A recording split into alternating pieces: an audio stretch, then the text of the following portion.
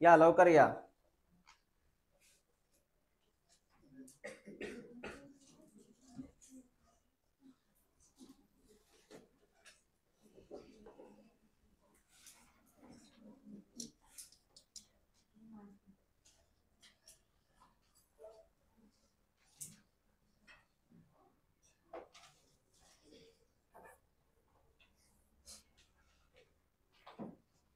बेटा what is anaerobic respiration?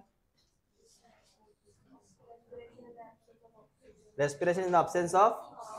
Very good. Fermentation की बात चालू है सर. ग्लाइकोलिसिस पाथवे का और एक क्या नाम था? Glycolysis also called as EMP ना.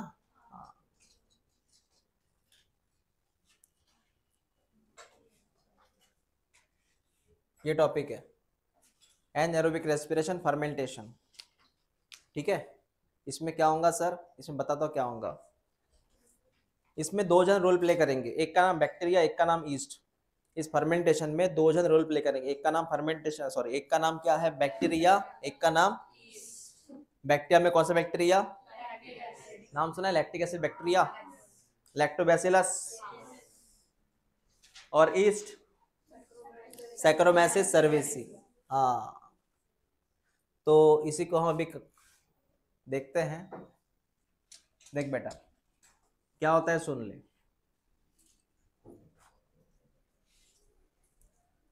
सर इधर ग्लूकोज था. हाँ ग्लूकोज था. आपने ग्लूकोज का किया ग्लाइकोलिसिस. हाँ किया. उससे मिला sir 2 molecule of pyruvic acid. हाँ बराबर है सर. इससे मिला पायरुविक एसिड. अब आगे वाली कहानी सुन. आगे वाली कहानी सुन. अगर ये पायरुविक एसिड सीधा आगे जाता है और इससे अगर मिलता है हमें, वो कल की बात कर ले, एसिटिल कोए. क्या मिलेगा? और एसिटिल कोए आगे जाके जाता है क्रेब्स साइकिल में. कहाँ जाता? तो बेटा इस रास्ते को यहाँ से यहाँ तक, इस रास्ते को मैं कहूंगा एरोबिक रेस्पिरेशन. क्या बोलूंगा? तो व्हाट इज एरोबिक रेस्पिरेशन? पूरा ध्यान दे. What is aerobic respiration? Glucose से पायरुविक एसिड से, और वो कहाँ जाएगा? उसको बोलते हैं एरोबिक रेस्पिरेशन. क्रेब साइकिल आया मतलब एरोबिक रेस्पिरेशन आया. क्रेब साइकिल मतलब एरोबिक रेस्पिरेशन आया. समझ में आया मैंने क्या बोला? तो ये कौन सा पाथवे है? एरोबिक रेस्पिरेशन का. कौन सा पाथवे? समझा इतना क्या बोला तो? हाँ पहले इतना लिख लो. ये रास्ता है एरोबिक का, क्रेब साइकिल का. और तुझे पता है क्रेब साइकिल में तुझे मिलेगा CO2 प्लस H2O प्लस ढेर सारी ATPs. ढेर सारी ATPs.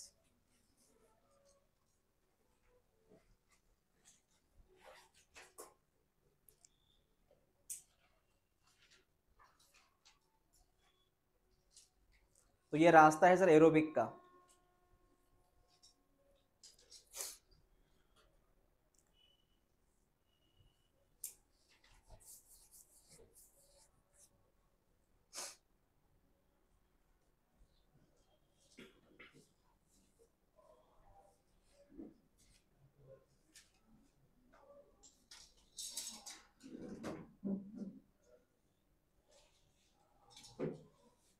ये रास्ता एरोबिक का.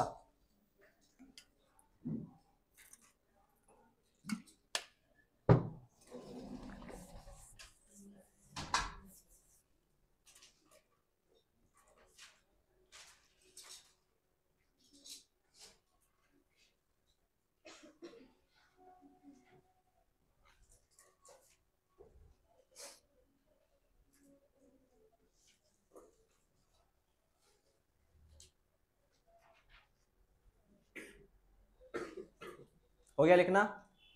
अब आगे वाली मेरी बात सुनो. ये हो गया लिखना? चलो नेक्स्ट बात सुनो. लेकिन हमारी रिएक्शन अलग है सर. हमारी रिएक्शन क्या है वो सुन. हमारा कंसेप्ट है सर फर्मेंटेशन. हमारा कंसेप्ट है सर फर्मेंटेशन. अब उसमें आते हैं दो फर्मेंटेशन. उसमें आते हैं दो फर्मेंटेशन. फर्मेंटेशन का मतलब होता है एन एरोबिक रेस्पिरेशन, ये कौन लिखा मैंने? एन एरोबिक मतलब विदाउट O2, विदाउट O2। ये होता है, इसी को फर्मेंटेशन बोलते हैं। इसे होता है दो प्रकार का, एक का नाम है सर लैक्टिक एसिड फर्मेंटेशन, एक का नाम है सर अल्कोहलिक फर्मेंटेशन। तो मेरी बात सुन बेटा, लैक्टिक एसिड फर्मेंटेशन का मतलब है यहां इस फर्मेंटेशन में तुझे लैक्टिक एसिड मिल जाएगा। प्रोडक्ट क्या मिलेगा? प्लस 2 ATP, प्लस 2 ATP, ये तेरा प्रोडक्ट है। इस फर्मेंटेशन में तुझे प्रोडक्ट क्या मिलेगा? Plus 2 ATP। अल्कोहलिक फर्मेंटेशन में क्या प्रोडक्ट मिलेगा? इथिल अल्कोहल या ethanol, ethyl alcohol plus CO2 plus ATP, वो भी 2 ATP। ये दो अलग अलग प्रोडक्ट है। लैक्टिक एसिड फर्मेंटेशन के लिए जिम्मेदार कौन था? बैक्टीरिया। और सर इसके लिए जिम्मेदार कौन था? ईस्ट। ये लिख लो पहले।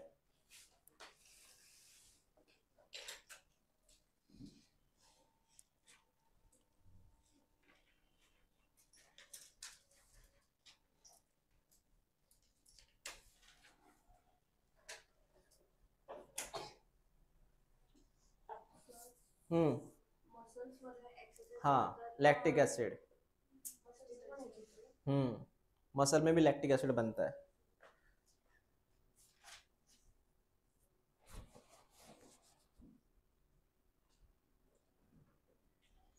इसका और एग्जांपल लिख सकता है तो मसल, ह्यूमन मसल।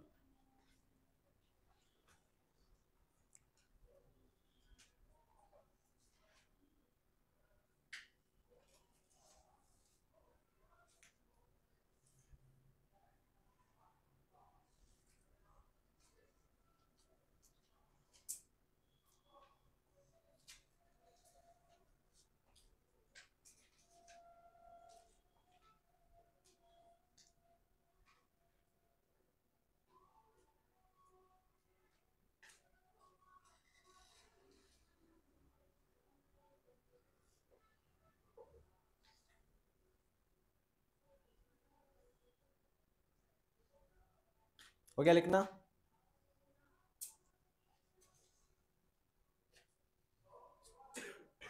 लिहिता येते शिरबाते? हाँ,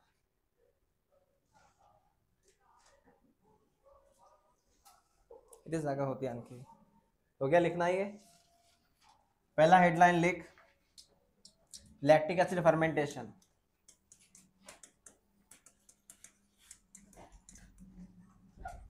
ये दूध में होगा वाया बैक्टीरिया या मसल में होगा। लैक्टिक एसिड फर्मेंटेशन, पूरी बात सुनना मेरी, क्या क्या होगा इधर। तो सर लैक्टिक एसिड फर्मेंटेशन जो होता है उसका सिंपल एग्जांपल है बैक्टीरिया। और वो ये फर्मेंटेशन पता है कहाँ होता है? ये दूध में होता है। दूध से दही बनना बेस्ट ऑप्शन। क्या है? दूध से, हाँ, दूध से दही बनेगा। ये लैक्टिक एसिड की वजह से होता है। सुन, दूध में एक शक्कर होती है, लैक्टोज। दूध में एक शक्कर कौन सी है? फिर होता क्या है, वहां पे वो बैक्टीरिया आता है जो लैक्टोज को सबसे पहले ग्लूकोज में कन्वर्ट करेगा। तो सबसे पहले चीज क्या होगी? लैक्टोज कन्वर्ट इनटू, तो लैक्टोज को ग्लूकोज में तोड़ा जाएगा। फिर आगे, आगे वाली कहानी पता है तुझे। ग्लूकोज को कन्वर्ट करेगा 2 molecule of pyruvic acid, pyruvic acid. ये पता है ना कहानी? ग्लूकोज को काय में कन्वर्ट किया? तुझे पता है जब ग्लूकोज पायरुविक एसिड में कन्वर्ट होता है तो वहां पे डायरेक्ट कितने एटीपी मिलते हैं? 2। यही बात याद रख। ग्लूकोज से पायरुविक एसिड मिला, इसको तूने क्या बोला था कल? ग्लाइकोलिसिस। क्या बोला था? कितने एटीपी? बस इतना याद रख। अब आगे वाली कहानी सुन। पायरुविक एसिड, पायरुविक एसिड की कहानी सुन।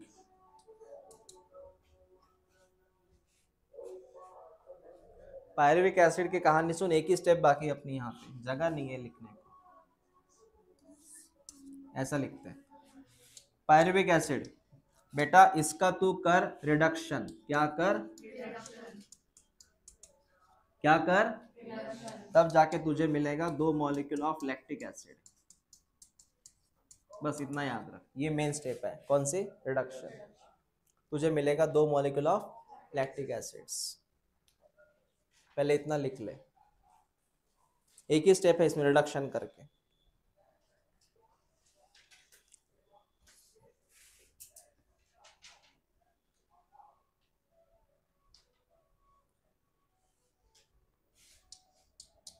रिडक्शन करते समय यहाँ पे रहता है NAD+, वो कन्वर्ट होता है NADH2 में, ये भी याद रख ले।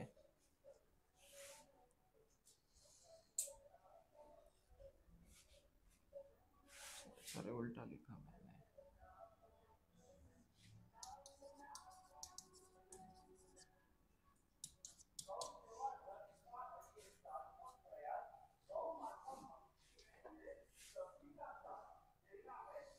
NADH2 का यूज होगा वहां पे।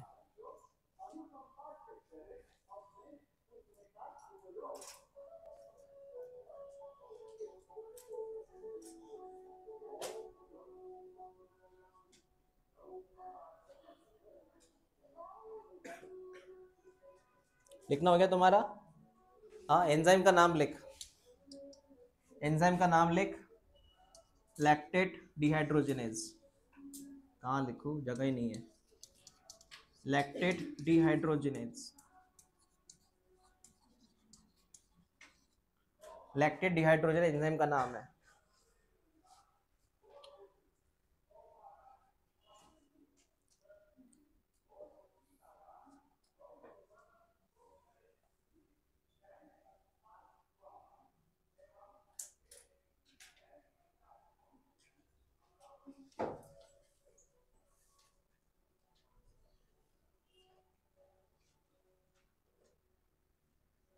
क्लियर हुआ क्या?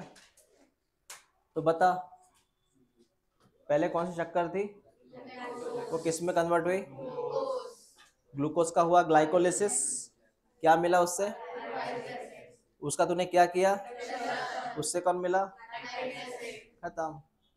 अब बता इसमें तुझे क्या क्या मिला, बता। लैक्टिक एसिड मिला प्रोडक्ट, प्लस मैंने क्या बोला, 2 ATP, जो ग्लाइकोलिसिस के वही ATP है बेटा।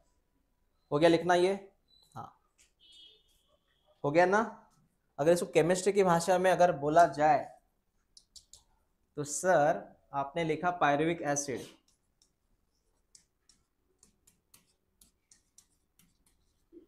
ये है पायरुविक एसिड। कौन सा एसिड, इसका किया तूने रिडक्शन, रिडक्शन, रिडक्शन किया। रिडक्शन का मतलब होता है यहाँ पे addition of hydrogen. What is reduction, तो मेरी बात सुन, एडिशन ऑफ हाइड्रोजन के लिए वहां पे आएगा NADH2, NADH2 वो कन्वर्ट होगा NAD+ में। अब मेरी बात सुन, कौन है ये जो है NADH2, ये अपने 2 हाइड्रोजन इसको देगा, ये अपने 2 हाइड्रोजन इसको देगा। किसको देगा, ये कौन है, पायरुविक एसिड। ये एग्जाम में नहीं आता, मैं केमिस्ट्री के लिए समझा रहा हूँ, ये एग्जाम में नहीं आता। एग्जाम में डायरेक्ट वही आता है जो लिख के दिया पहले, ये पायरुविक एसिड है। NADH2 अपने 2 हाइड्रोजन किसको देगा, पायरुविक एसिड को देगा, बराबर ना, इसको देगा। तो ये हाइड्रोजन ले लेगा ना, तो इसने क्या किया, हाइड्रोजन रिसीव किया, एडिशन ऑफ हाइड्रोजन। इसके अंदर कौन चला गया बेटा, हाइड्रोजन, तो इसने क्या किया, एडिशन ऑफ हाइड्रोजन ना, addition of hydrogen is called as, तो हाइड्रोजन ऐड कर ले 2। अब देख क्या हाइड्रोजन ऐड हुए, क्या खुद देख ले, क्या हाइड्रोजन ऐड हुए, खुद देख ले। ये है लैक्टिक एसिड। कहीं नजर आ रहा है तुझे हाइड्रोजन ऐड हुए? बराबर देख एक बार। नहीं देख रहा, देखना भाई, ये वाला हाइड्रोजन और ये वाला हाइड्रोजन ऐड हुआ ना, ये काय का फॉर्मूला है, लैक्टिक एसिड। तो इसके अंदर तूने क्या ऐड किया, हाइड्रोजन, वो भी कितने, 2। Addition of hydrogen is called as, ऐसा है ये रिएक्शन। लिखना हो तो लिख सकते, नहीं तो कोई जरूरत नहीं इसकी, सिर्फ समझाने के लिए बोला ये।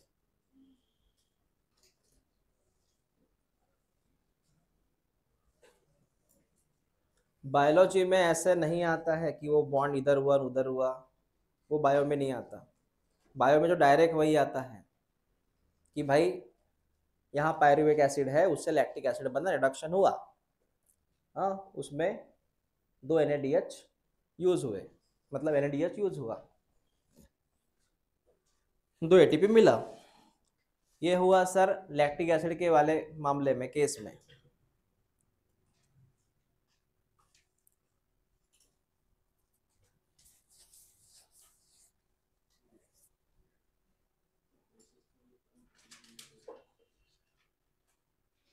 हो गया केस सॉल्व। हाँ हाँ याच्यात याच्यात नाही होत।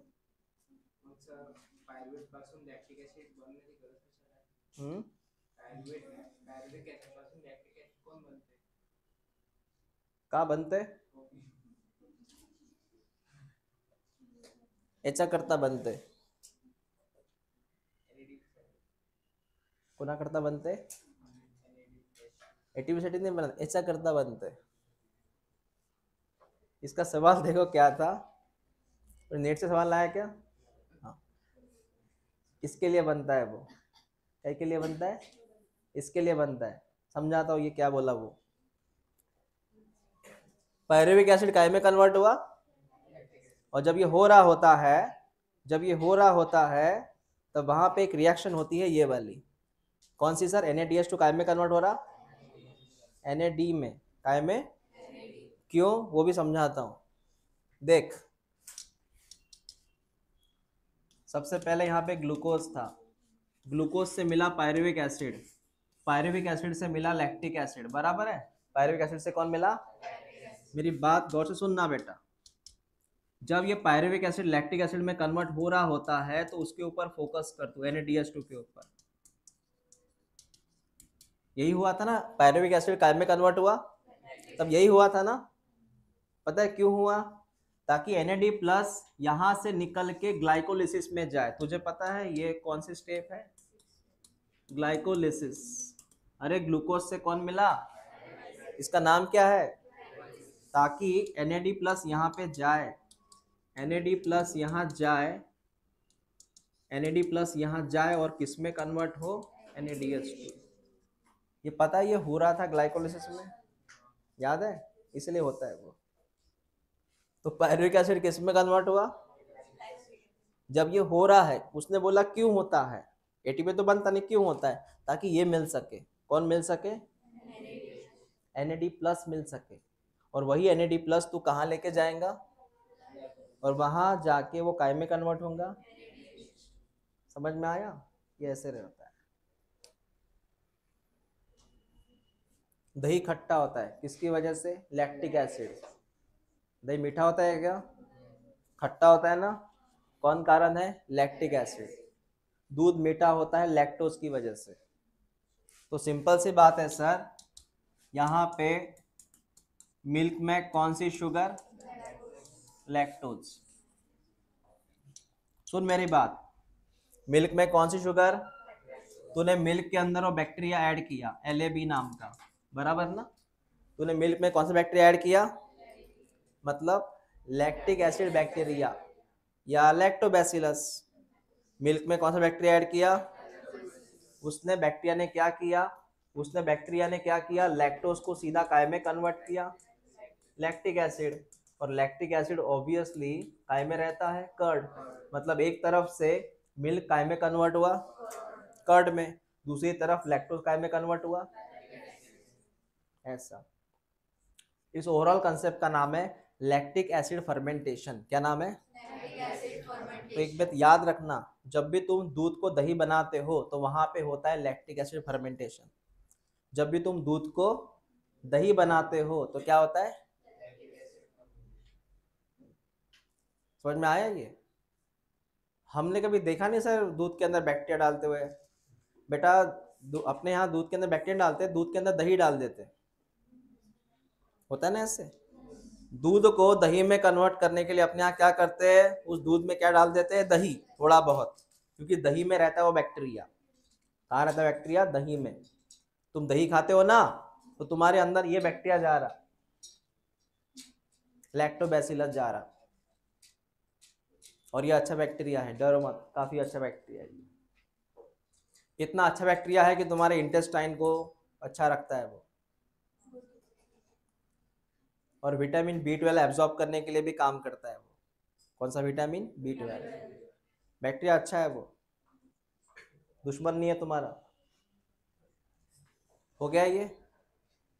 और जितना दही खट्टा उतना लैक्टिक एसिड ज्यादा, ये भी समझ लो। जितना दही खट्टा, खट्टेपन की कारण है एसिड, खट्टेपन का कारण कौन है, एसिड, लैक्टिक एसिड। ठीक है। अगर दही खट्टा नहीं लग रहा है तो समझ जाना इसमें लैक्टिक एसिड की मात्रा कम है। उसको और रखो 2 दिन, बाद में खाओ। दही हम कितने दिन के बाद नहीं खा सकते, तुमने आज घर पे दही लाया, कितने दिन के बाद उसको नहीं खा सकते, क्यों, 7 दिन बाद क्या होता है, खराब होता है, क्या होता है साहब, तो मैं इतना ही, घर पे पूछ के आना, घर पे पूछ के आना कि दही जो आज हम लाए वो कितने दिन के बाद एक्सपायर होता है, एक्सपायरी डेट कब है इसकी। हाँ, तो उससे हार्मफुल हो जाते हैं। और कोई कारण है, बताना, एक्सपायरी डेट क्यों है दही की। दूसरा है अल्कोहलिक फर्मेंटेशन।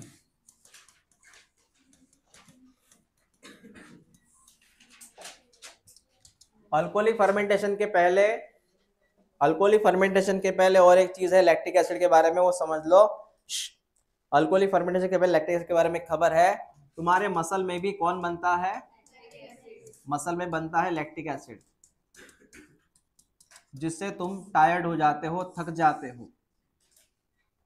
तुम दौड़ रहे हो, तुम दौड़ रहे हो, दौड़ते समय कुछ पल बाद, कुछ समय बाद तुमको लगता है कि बस हो गया, अब मैं दौड़ नहीं सकता, क्योंकि तुम्हारे मसल में भरी मात्रा में कौन बन के रेडी है, और ये लैक्टिक एसिड तुम्हारे ब्रेन को सिग्नल देता है कि भाई बस कर, अभी रुक जा, टाइम प्लीज।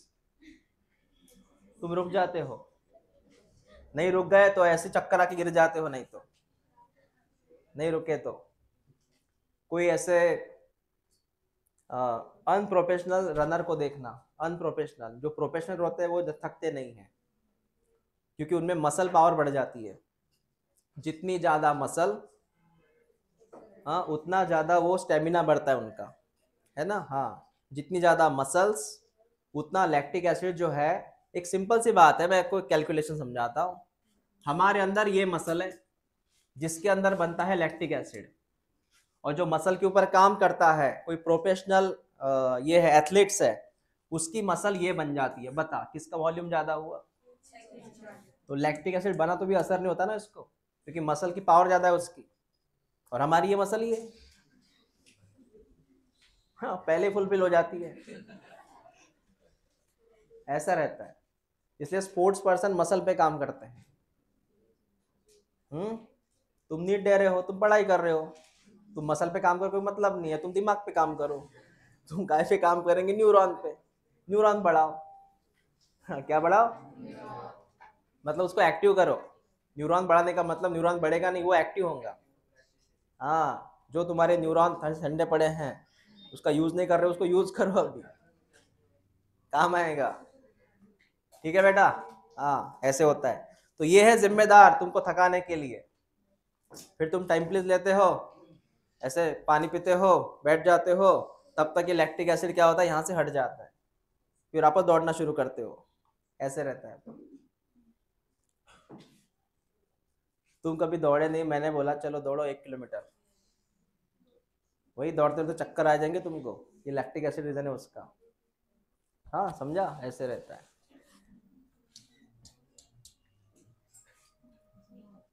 नेक्स्ट है sir alcoholic fermentation. Alcoholic fermentation, चल सुन मेरी बात।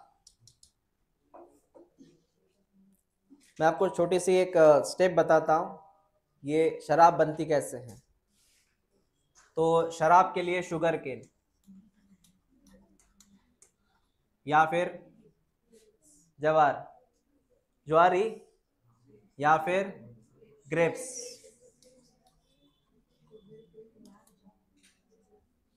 शराब अलग अलग चीज़ों से बनती है। उसमें बाजरा, राई, जवार, गेहूं, चावल, गेहूं से कम बनती है, चावल से बनती है ज़्यादा। जापान में चावल से बनती है। तो मैंने शुगर केन की बात किया। शुगर केन में रहता है केमिकल जिसका नाम है सुक्रोज। क्या नाम है? पता है ना, सुक्रोज। तो बेटा सिंपल कहानी ऐसी है, शुगर केन में कौन है? सुक्रोज। सुक्रोज से बना ग्लूकोज। कौन बना? सुक्रोज से कौन बना? ग्लूकोज। वापस वही कहानी रिपीट। ग्लूकोज से कौन बना? दो मॉलिक्यूल ऑफ पायरुविक एसिड। कहानी रिपीट हो रही है, सिर्फ वहां पे ये स्टेप कौन सी है? ग्लाइकोलिसिस। कितने एटीपी बन के रेडी है? कहानी यहां से रिपीट हो रही है, सिर्फ फर्क कहां पे है सर? फर्क यहाँ पे है। कौन बन के रेडी है? Pyruvic acid. अब मेरी बात सुन, पायरुविक एसिड का यहाँ पे होता है बेटा डी कार्बोक्सिलेशन। क्या होता है? वो स्टेप याद रखना। तो क्या होता है? इसका मतलब यहाँ से कौन सी गैस रिमूव होगी? CO2। तो उससे क्या होगा? उससे यहाँ पे बनेगा एसिटल्डिहाइड। एसिटल्डिहाइड, ये बात याद रख। एसिटल्डिहाइड कौन बनेगा? एसिटल्डिहाइड। कौन बनेगा? हाँ, एसिटल्डिहाइड बनेगा। फिर एसिटल्डिहाइड का होता है रिडक्शन। क्या होता है इसका? बस सिंपली भाषा में इतना याद रख। और उससे बनेगा इथिल अल्कोहल। Ethyl alcohol. और ये भी सब दो मॉलिक्यूल बन जाते हैं, क्योंकि ये सब ये दो है ना, इसलिए दो दो बनते हैं। तो सिंपल है। पायरुविक एसिड का क्या किया तूने? कौन सी गैस निकली? उससे क्या बना? फिर क्या किया उसका तूने? क्या बना उससे? मतलब सर इसके लिए दो स्टेप जिम्मेदार है। सर कौन सी दो स्टेप? उसके पहले में सिर्फ एक ही थी, रिडक्शन। देखना, लैक्टिक एसिड में एक ही थी था। लैक्टिक एसिड में एक ही था, कौन सा? यहाँ दो है। कौन कौन? हाँ लिख लो इसे।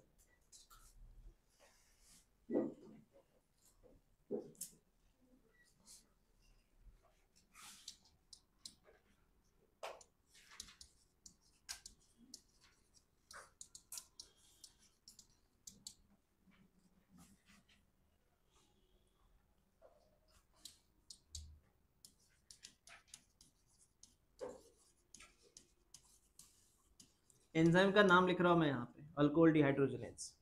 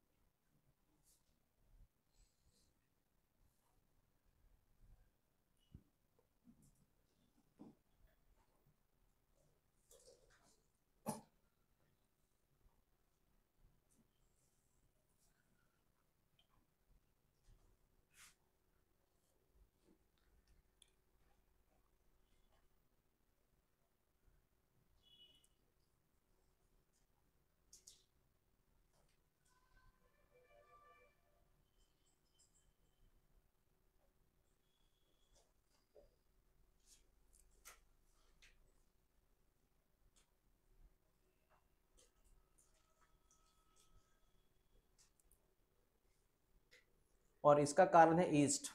बैक्टीरिया नहीं इसका कारण, इसका कारण कौन है? ईस्ट। इसलिए शराब बनाते वक्त ईस्ट का यूज किया जाता है बेटा। ये सब ईस्ट की वजह से हो रहा है।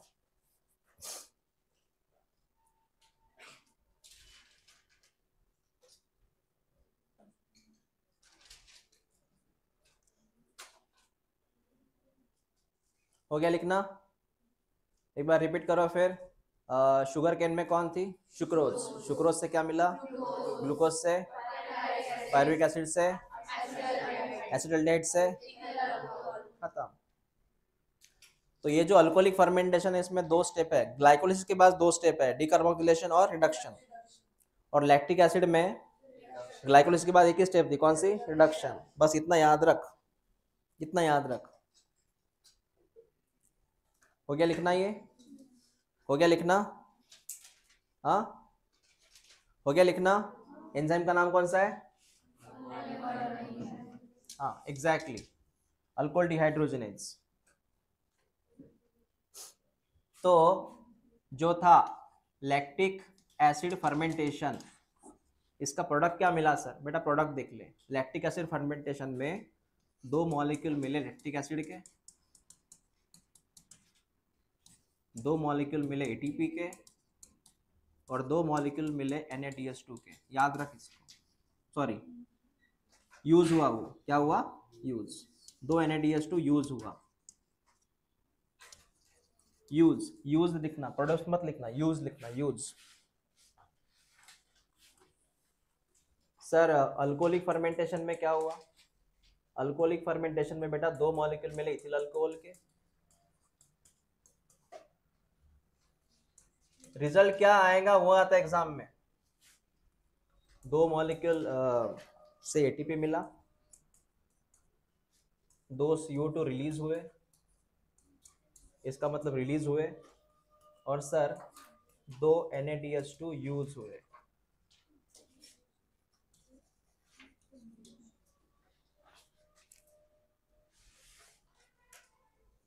इतना रिजल्ट याद रख।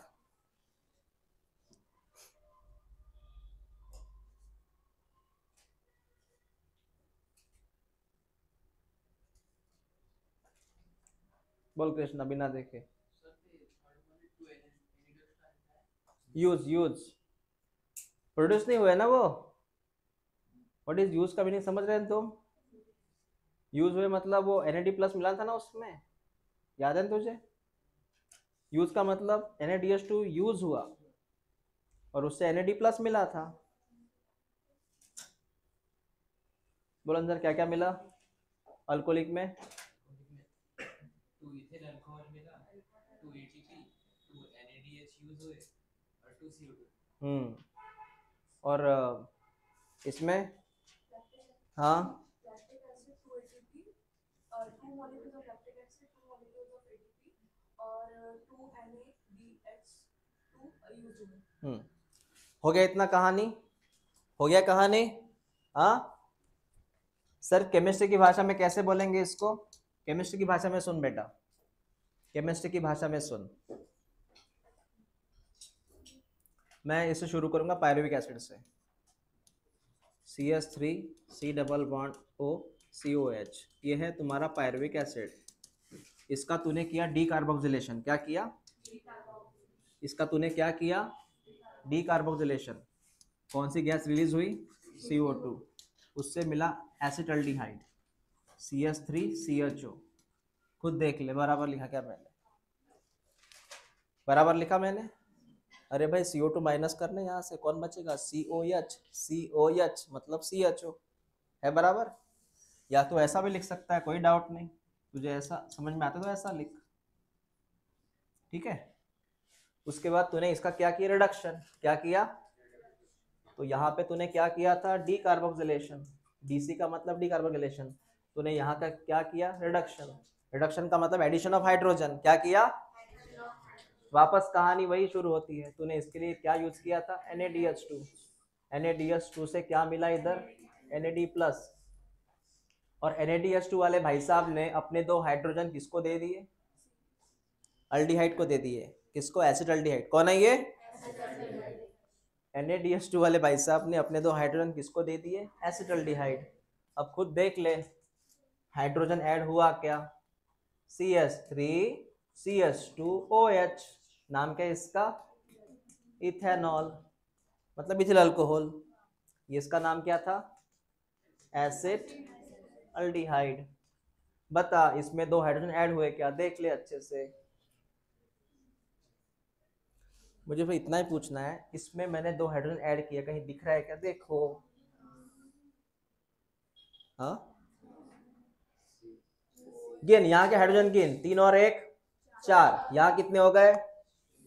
3 और 2 5 और 1 2 हाइड्रोजन ऐड हो गए ना हाइड्रोजन। फिर यहाँ पे 4 हाइड्रोजन, यहाँ पे 6 हाइड्रोजन ऐड हो गए ना बेटा। तो कौन मिला? अल्कोहल।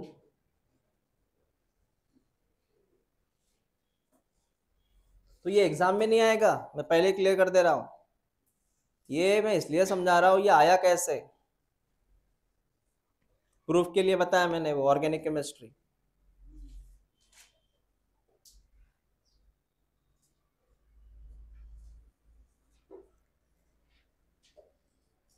तुमको पता चले कि रंगे सर को थोड़ी बहुत केमिस्ट्री आती है, थोड़ी बहुत, ज्यादा नहीं।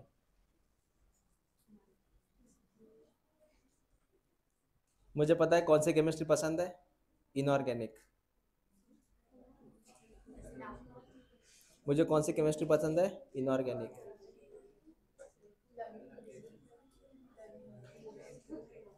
हाँ, इनऑर्गेनिक केमिस्ट्री मुझे इसलिए पसंद है क्योंकि उसमें ऑर्बिट ये आते हैं, सब ऑर्बिट आते हैं, इलेक्ट्रॉन आते हैं, वो पीरियोडिक टेबल आते हैं, एसपीडीएफ ब्लॉक्स आते हैं, है ना।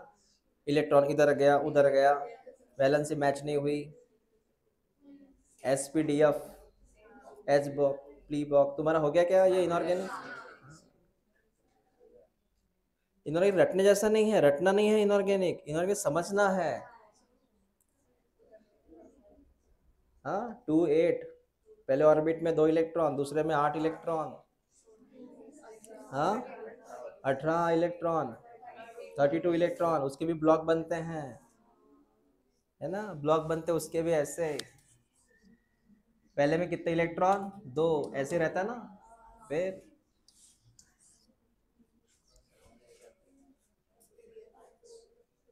साठी वक्रम फेकोनी कुछ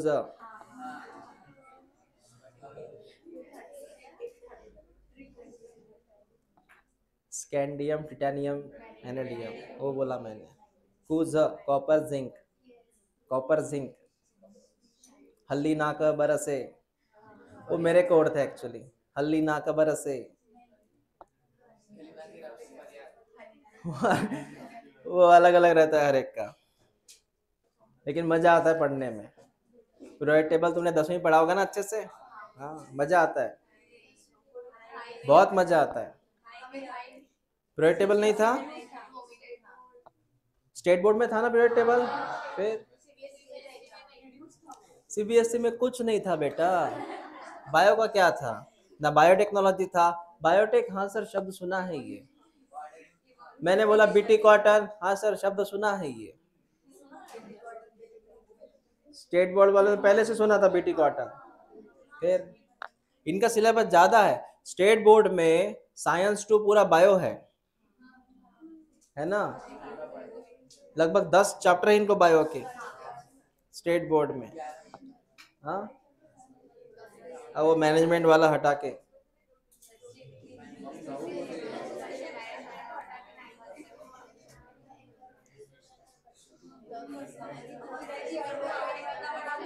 हाँ उससे याद आया, मुझे उससे याद आया, आने वाले 15 तारीख को जो बच्चे अभी 10वीं में है, जो 10वीं में है, तुम्हारे लिए नहीं है, जो 10वीं में है उनकी स्कॉलरशिप एग्जाम है ये संडे को, यहाँ पर 12 बजे स्कॉलरशिप एग्जाम है ना, 11 के एडमिशन के लिए।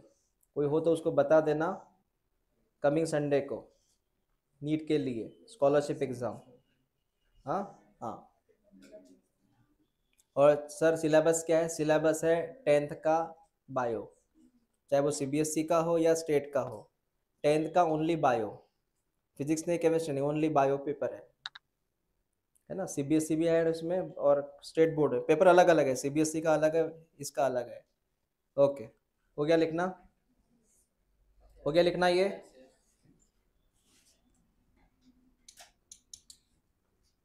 अब मेरी बात सुन, सर शराब कितनी बन सकती है, कितने % में बन सकती है? सुन मेरी बात, ये टैंक है, इसमें सब वो प्रोसेस हो रहा है, मेरी बात सुन बेटा। शराब अल्कोहल कितना बन सकता है सर? बेटा अल्कोहल बन सकता है 13%। कितना बन सकता है? 13% के ऊपर अल्कोहल नहीं बन सकता। उस टैंक में अंदर रखा ना सबको, ये शराब कहाँ बनेगी? ओपन टैंक में बनेगी? नहीं, क्लोज टैंक होता है ऐसे। ऐसे क्लोज टैंक। ये कोई गावरानी शराब है क्या? ये फर्मेंटर है, ये प्रोसेस है बेटा। इसको वेल नॉन इंजीनियर भी लगते हैं। तुझे नहीं पता? ये बच्चे क्यों करते हैं? बीटेक करते हैं ना, बीटेक फूड टेक्नोलॉजी। क्या करते हैं? पॉलिटेक्निक नहीं करते। इसमें कौन रोल, किसको जॉब लगती है फूड इंडस्ट्री में? बीटेक वालों को। कौन सा बीटेक? फूड टेक्नोलॉजी वाले। समझ में आया? हाँ, इसके अलग अलग डिप्लोमा कोर्स भी है। अल्कोहल फर्मेंटेशन का डिप्लोमा कोर्स भी होता है। हाँ चलो वो छोड़ो, नासिक में है ये सब कोर्सेस, क्योंकि वहीं ज्यादा होता है ये। हाँ क्या?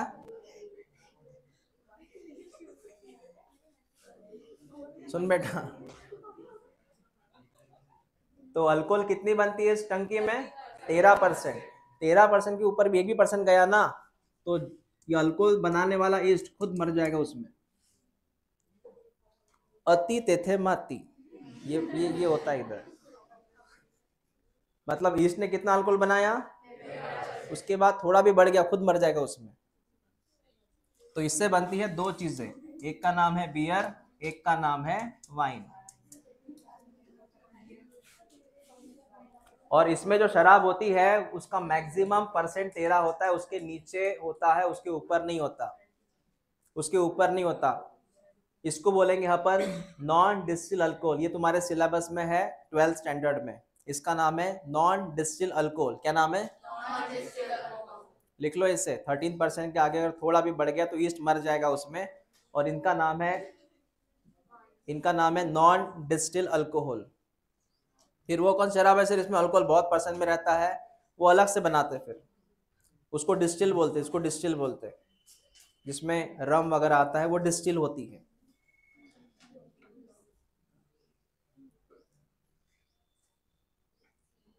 और जो सर वो ये बनाते हैं गांव में बनाते हैं भट्टी में, उसका कोई लिमिटेशन है, पैरामीटर नहीं है उसका, ना पीएच है उसका, ना टेम्परेचर है उसका, कुछ नहीं उसका।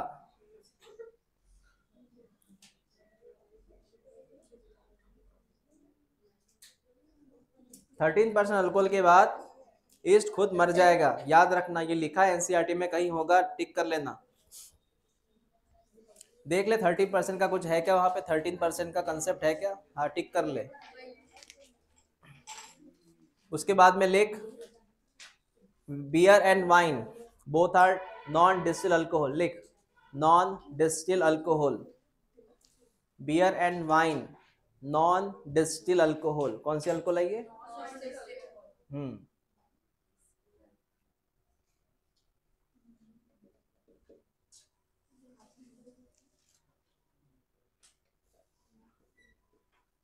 कितना क्लियर हुआ? फर्मेंटेशन हो गया? हाँ हाँ। तो कल के एग्जाम में यहां तक आएगा। अभी ये आएगा, एमसीक्यू होगा टेस्ट। तो कल के एग्जाम का शेड्यूल क्या है वो सुन एक बार। मैंने अगर तुम्हारा कल एग्जाम लिया तो मेरे बैच कब होगी लेकिन?